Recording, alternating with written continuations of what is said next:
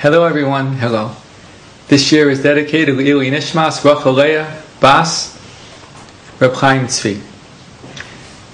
We're in the middle of Klal Vav, the Chavetz Chaim discussion of believing Lashon Hara and hearing Lashon Hara. So we learned Aleph, Beis, Hey and Vav.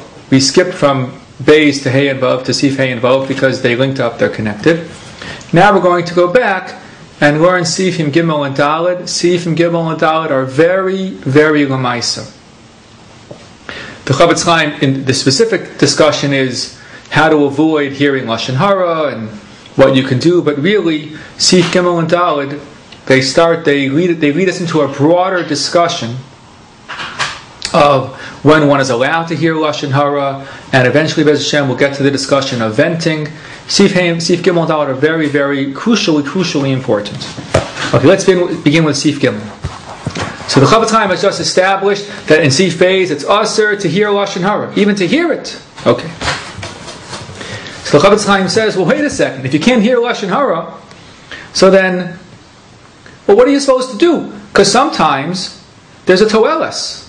Sometimes we've discussed already, back in Klal Daled, and Bez Hashem will discuss more at greater length in Klal Yud as well.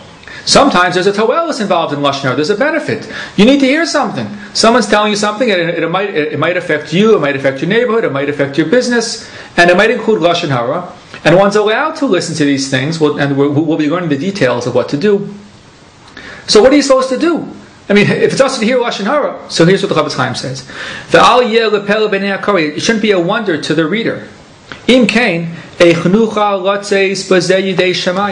can a person be Yotzei Yidei Shamayim? Meaning what? How can a person do the right thing? You fenced us in so much. If even hearing it is aser,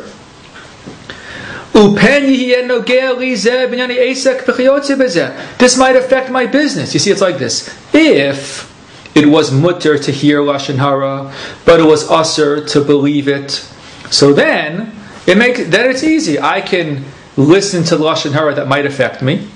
I have in mind not to be makabel in the way how we discussed the 2 classes ago.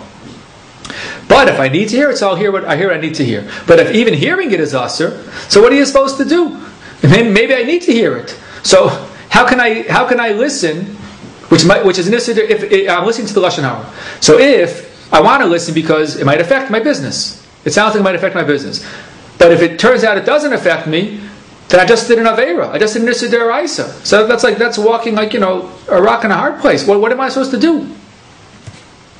Tshuva l'davar. Harod zelotes yidei shamayim b'inyanei shishmiya yisnai kach. Do as follows. Someone comes and says, I want to tell you about my friend. For whom Mavin, and he understands. So Reuven comes and says, to Shimon, listen, Reuven, I want to tell you something about Levi.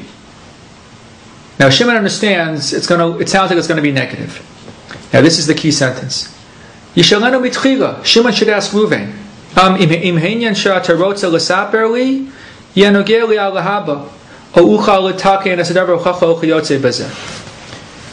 you say that Shimon says to Reuven, wait, just a minute. Does this affect me? Will this affect my future? Does this affect something about me? Or do you think I can help deal with Reuven about this? To deal with Levi about this? As the conversation starts, if you see it's heading in the direction of Lashon Hara, you should do this. 1 second. You say to the person, 1 second. Is this going to affect me in the future? Does this relate to me? Or do I need to know this? That's what the Chavetz Chaim says to do. And that way, then the person, hopefully they'll be honest with you, either yes or no. If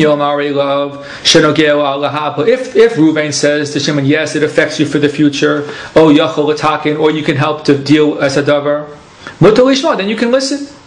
But you shouldn't believe it fully. Just have a concern, maybe it's true, until you check into it further. But if Shimon asks Reuven, does this affect me? Do I need to know this? And it's clear from Reuven's answer that it doesn't really affect him, or